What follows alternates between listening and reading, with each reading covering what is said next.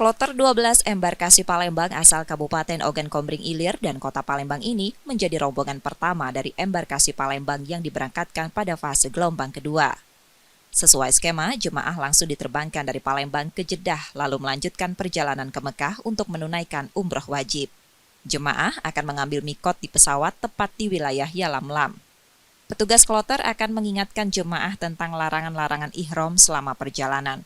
Sesampainya di Mekah, jemaah akan fokus ibadah dan pemulihan stamina. Untuk jemaah yang sehat, diizinkan sholat wajib di Masjidil Haram, namun lansia, disabilitas, atau sakit cukup beribadah di hotel.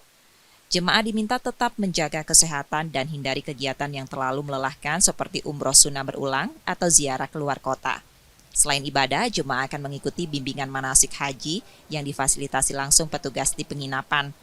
Dengan keberangkatan kloter 12, total jemaah yang diberangkatkan dari embarkasi Palembang mencapai 4.429 orang, terdiri dari 3.307 jemaah asal Sumatera Selatan, 1.074 dari Bangka Belitung, dan 48 petugas kloter.